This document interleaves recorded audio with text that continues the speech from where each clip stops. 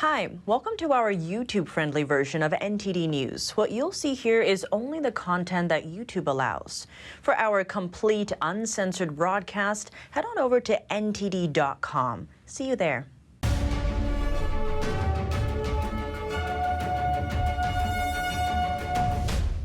We start with the flooding in Libya. Officials confirm that at least 11,300 people are now dead, and that number could go much higher, as high as 20,000.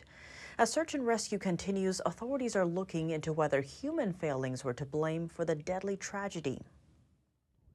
On Sunday, a powerful storm washed over the eastern Libyan city of Derna, causing 2 dams to collapse.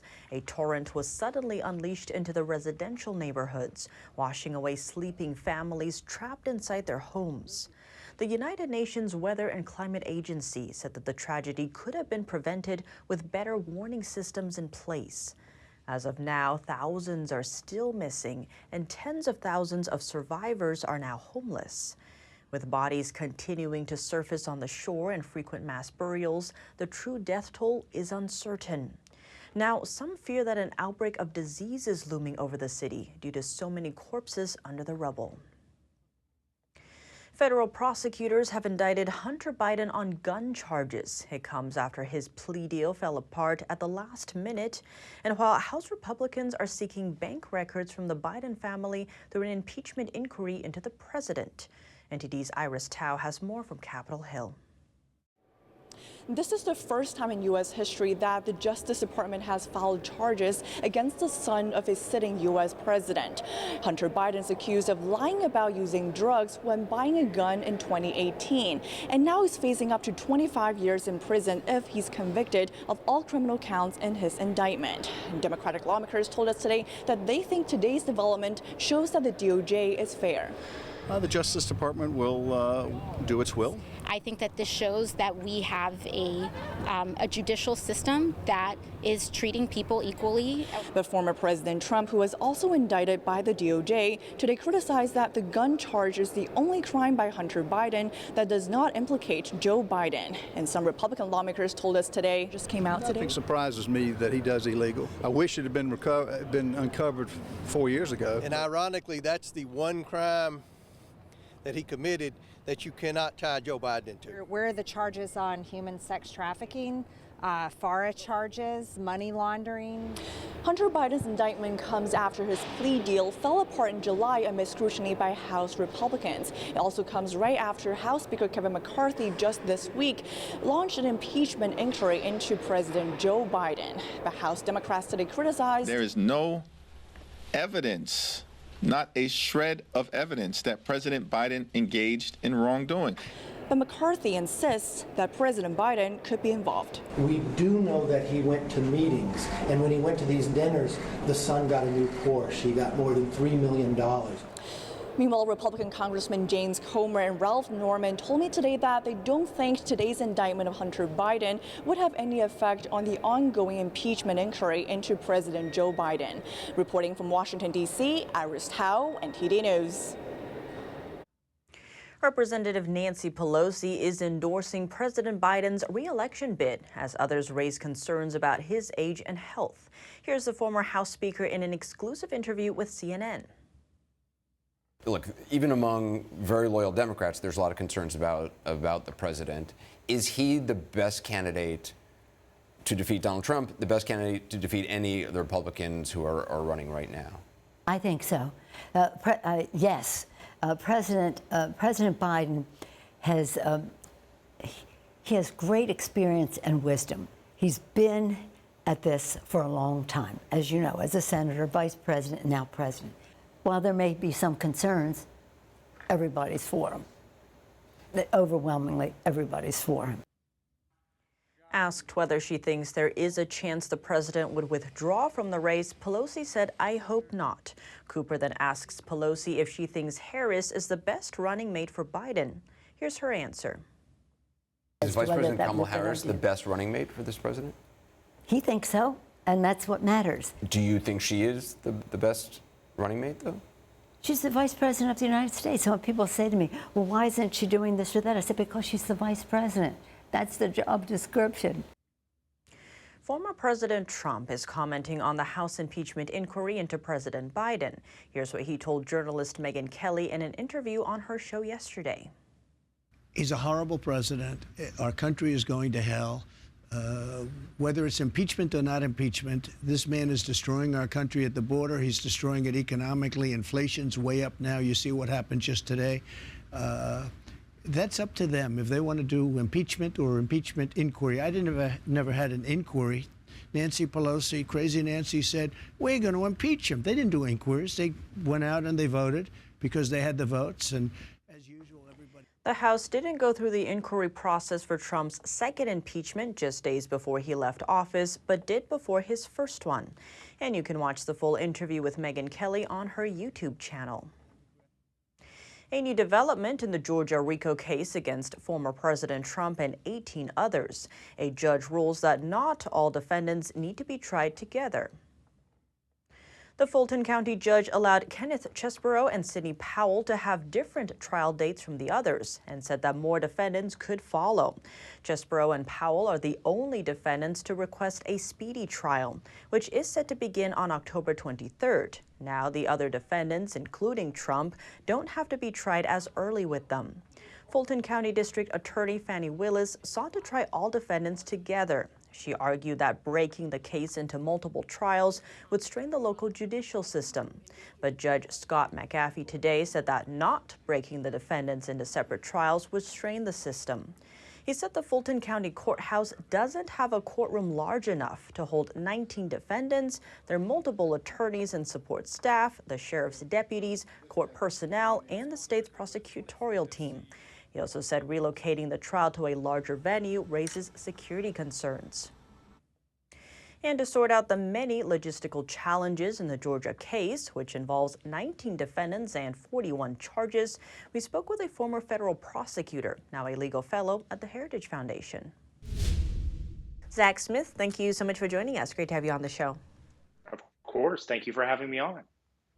To begin, a judge has denied Fani Willis's request to try all 19 defendants together in the Georgia elections case. To begin, what does this severing of cases mean? How will this play out?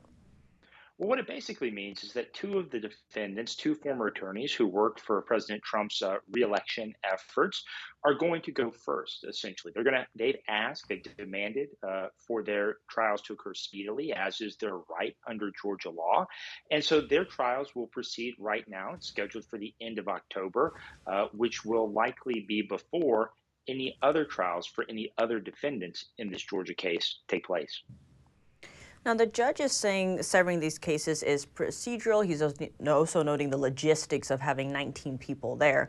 But Fani Willis says trying all 19 together is procedural since the case ties them together. Help us understand what this means. Well, look, this is a very sprawling case. There were 41 counts in this indictment against 19 different defendants. And anyone who's ever prosecuted a case or defended one of these big criminal conspiracy type cases will tell you this is going to be a very difficult case to try just from a logistical perspective.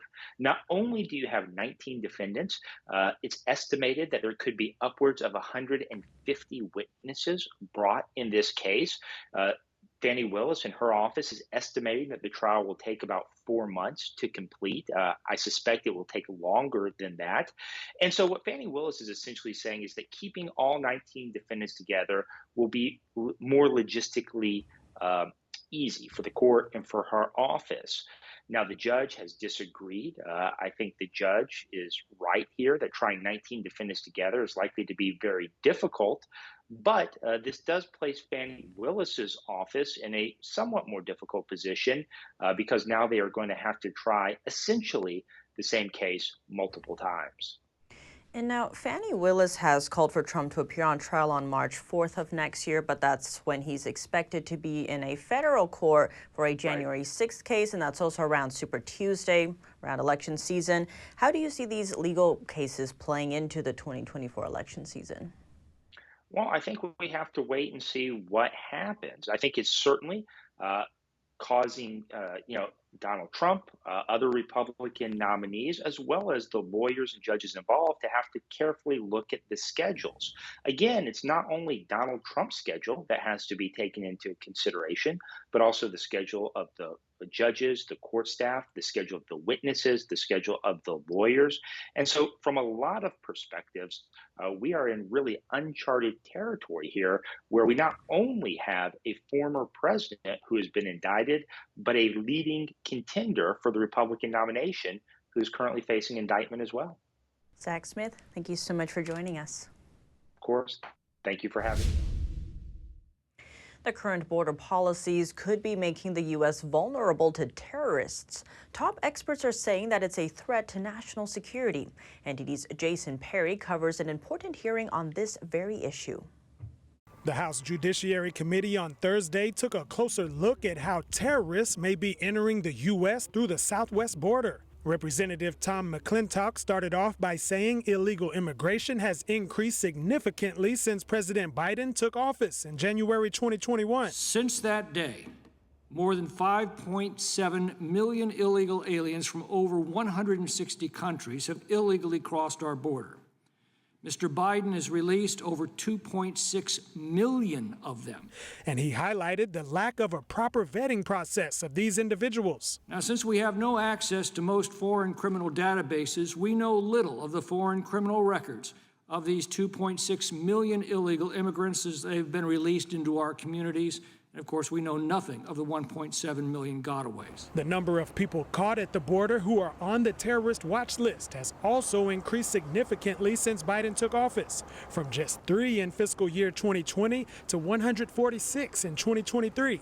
A former senior law enforcement officer at DHS added this. With almost 200 migrants on the terror watch list, which have been apprehended while trying to sneak across the border, the natural question is, so how many on that list have made it in?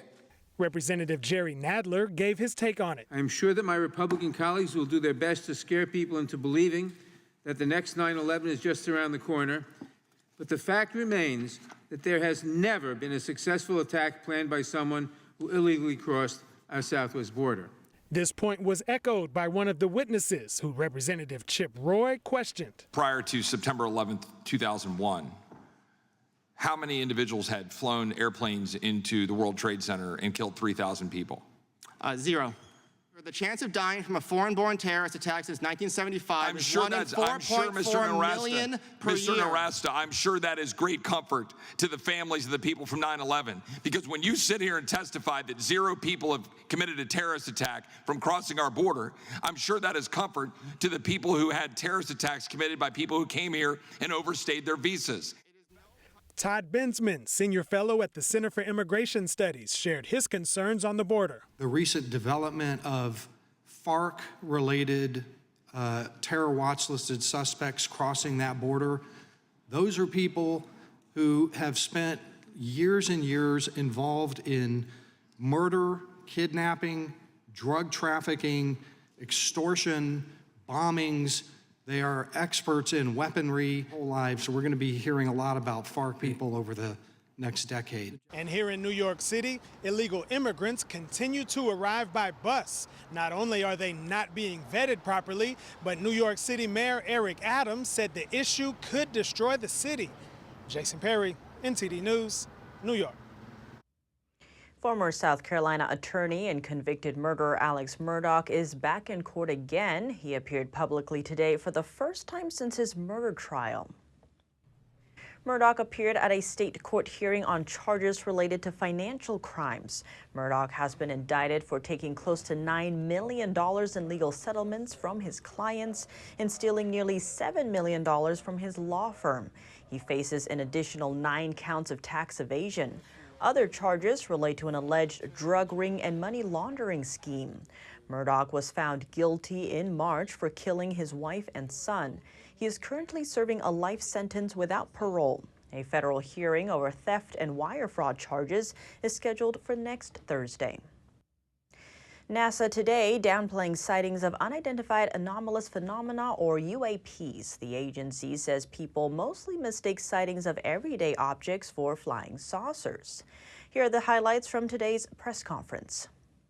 We, NASA, have taken for the first time concrete action to seriously look into UAP.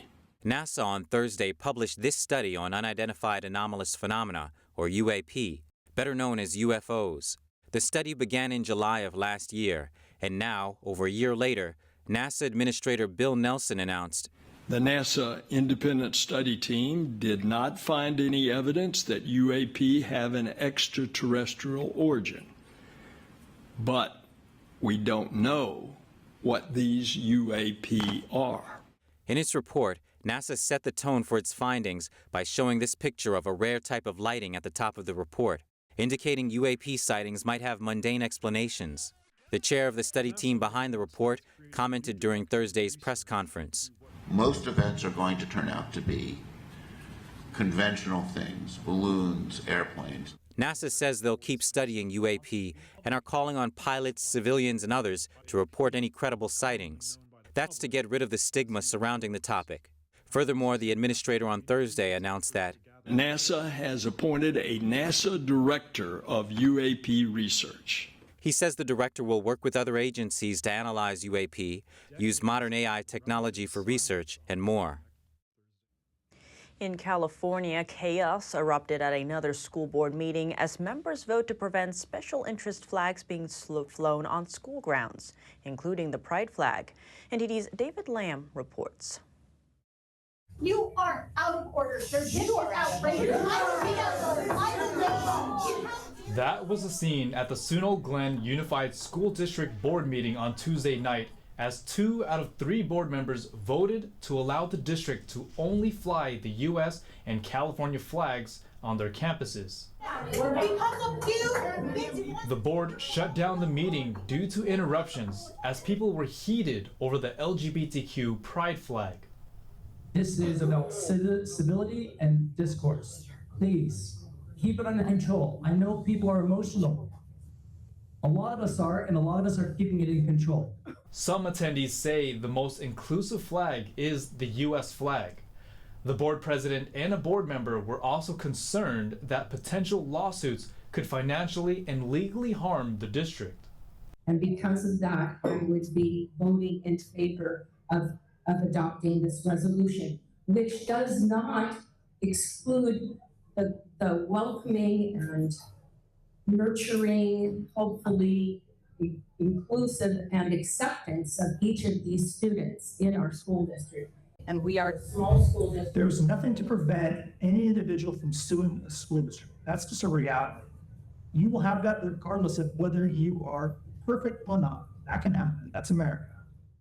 Board President Ryan Jurgensen stated, "My concern is that when a school starts endorsing any particular view that can be divisive, then the school is failing its mission." During the divided public comment, some argue that the pride flag makes LGBTQ students feel safe.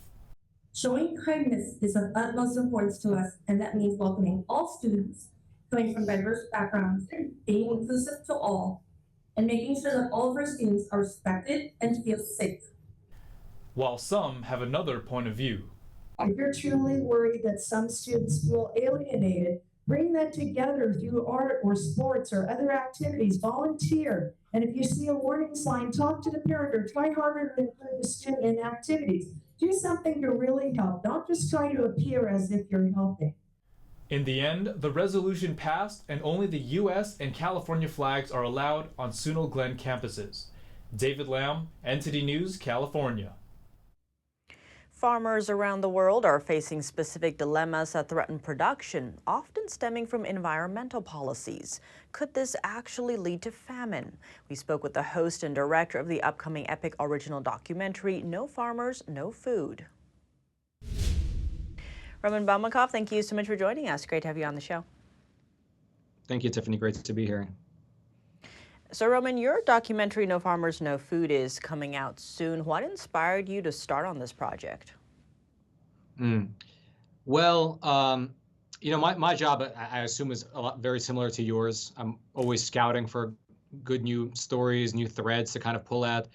And in the beginning part of last year, 2022, after the Ukraine-Russia war already kicked off, which was February 24th of 2022, after that period of time, there was already talks of global food problems happening, right? Many politicians around the world, even Joe Biden here in America, were warning of global food crises coming. That was sort of like the backdrop of what was happening around the world. I started to see these protests of farmers popping up in different countries, in Europe, in Asia, in India, Sri Lanka, even here in North America and Canada, in various countries.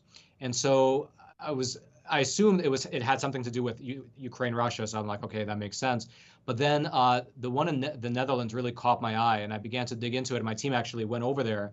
My team and I went over there to speak with the farmers, to speak with the local representatives who would actually, speak with us. And what we found was that the farmers were protesting not the general climate and the war. They were protesting the policies being enacted by their own governments, which were forcing something like 40% of them out of business. And so I couldn't believe that. At first, I thought there was some kind of a misunderstanding, but we kept digging into it and pulling at that thread. And it was true. It was true. Basically, governments around the world were handcuffing their farmers, even though there's a real potential of a global food crisis. They were handcuffing their farmers in order to supposedly save the planet. Right? It was the result of a lot of these green policies that were coming down from the international level, from the UN, and getting sort of osmoted into different governments. They manifest differently in different countries, but they all kind of can be traced back to the UN, which is what we found in the course of our investigation. And so that was sort of the first few months. And then I spoke to my managing editor, and I'm like, hey, listen, I think this can be a larger investigation. I think we should really pull at these threads and see where this goes. And we did. It took us about a year, and we're able to really map out how this plays out and how essentially Agenda 21, right? The UN's agenda for the 21st century. It's sort of like their master plan for the next 100 years. And the result is it's a real crippling effect on the farmers, not just in Europe, not just in Asia, but right here in America as well. Roman, you mentioned groups like the UN and other organizations. From what you found, what is our future going to look like then? What is our future going to look like? Well, Tiffany, it's one of two options. It's either light or it's very dark, very, very dark.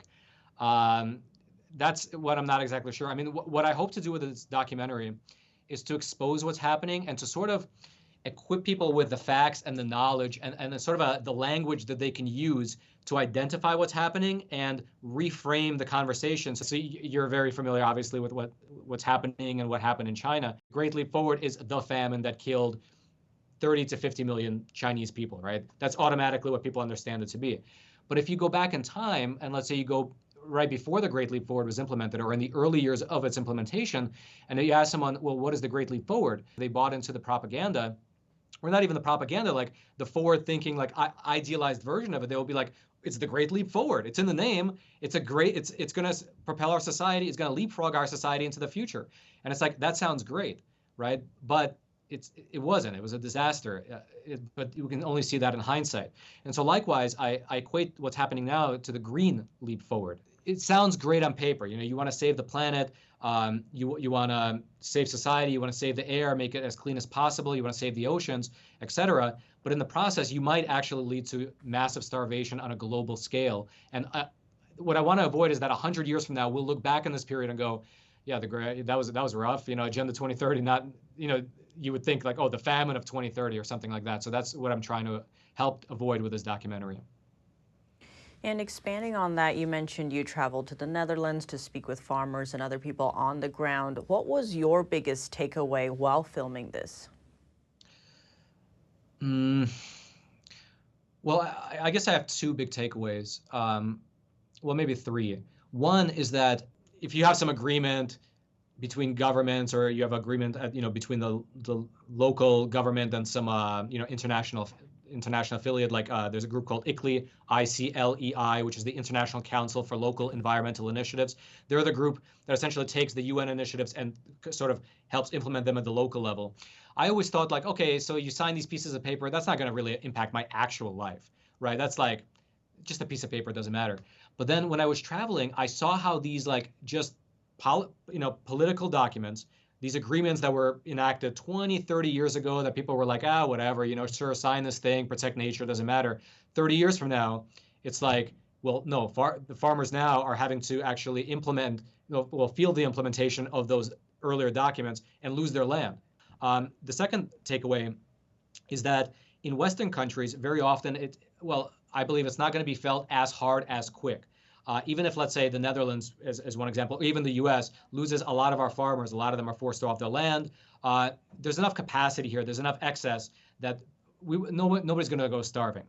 Likely the food in the store shelves will be more expensive. Likely there'll be some items missing, but luckily people won't be starving. But in other countries, like we travel to Sri Lanka, that's rough. The president there, he had certain UN groups had his ear, and overnight he banned synthetic fertilizer. Just overnight, just one day he went on air and said, that's it, the use of synthetic fertilizer in this country is illegal. And that destroyed the economy. The third takeaway was that we would travel around to these rural areas and speak with the farmers, and they would tell us their plight. They would be very specific, like these are the government's demands. This is how they're implementing them. I'm giving you the example of the Netherlands. But if you go into the city and you ask young people, it's like, what's happening with the farmers? They're like, I don't know. They have no idea what's actually happening. And I feel like, unfortunately, it'll be too late when they realize, when they go to the store and it's like either empty or the price, they pick up a price of they pick up a hamburger patty and it's like $47, per pound. And it's like, yikes. So those are my three big takeaways. Roman Balmakov, thank you so much for your time. To watch or learn more about Roman's fascinating documentary, visit nofarmersnofood.com.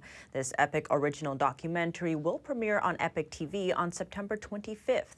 And if you haven't already, you can subscribe to Epic TV to access this and other original documentaries, news and lifestyle shows, movies, and other great content. Welcome back. In sports news, was Aaron Rodgers' Achilles injury avoidable? The NFL Players Association has hinted so, while calling for stadiums to use grass fields instead of turf.